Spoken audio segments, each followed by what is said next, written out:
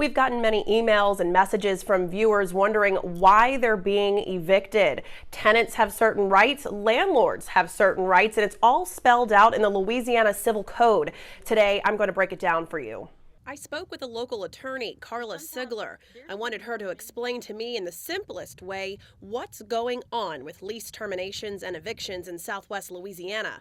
And like the landscape of the region, it's confusing and messy. So we have two situations that are emergencies that have compounded the issues that are being faced by both sides. So what's going on? The COVID situation has created an order that has now given the biggest eviction protection I think that has ever been seen in landlord-tenant law. Under federal law, no evictions can take place due to COVID-19 for public health reasons.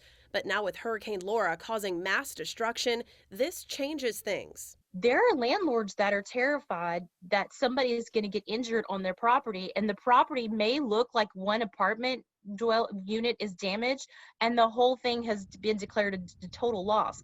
If that is the case, there are liability issues why they cannot allow people to return. You cannot safely allow people to go back in.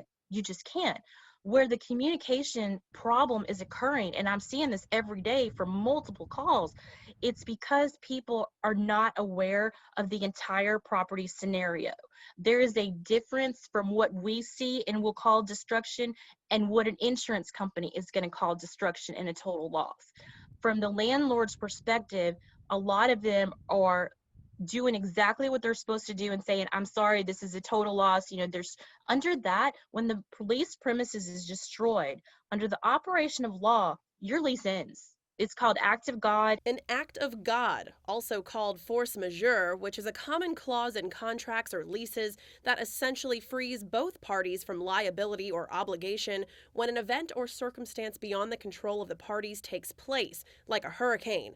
So, through no fault of that landlord, the property you were leasing is destroyed thanks to Hurricane Laura. But it's like anything. The situation is going to depend on your own facts and circumstances. There's no one blanket rule for anyone. Landlords who have had really serious destruction need to have procedures in place whereby those tenants can arrange to come view what they have and retrieve it. That's what's supposed to happen under the law. Yes, there are, I think, a few cases, and I'm hoping they're isolated, where some people have said, you know what, come get it, it's on the side of the road. I don't think that that's been the majority.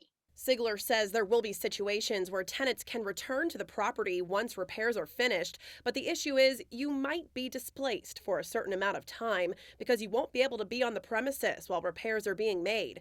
That would be a liability issue. Sometimes the damage might not be visible. Your apartment might look okay, but the entire apartment complex may have other issues thanks to wind damage or internal damage. Sigler says if you are confused by this, ask your landlord for specifics. But the important thing right now for both parties is to not assume the worst of each other. Because you suffered a great loss, it's important not to forget that the landlords have suffered a loss too. We've all been damaged by the storm. You know, the beauty of Southwest Louisiana is we come together and we fix it together. And that's what we're going to do. Now, if you can't get to your apartment to get your belongings or salvage any items, Sigler recommends talking with your landlord to see if that period can be extended so you can get there. She also recommends maybe having a trusted friend or family member get to your apartment to salvage items for you. But the key here is to have that open communication with the landlord. Chances are they'll be willing to work with you. And as always, document your communications with your landlord. Keep text messages, keep emails, have something on paper. Keep that in case you need it, in case you need to hire an attorney for unique situations. At your service, Olivia Vidal, KPLC 7 News.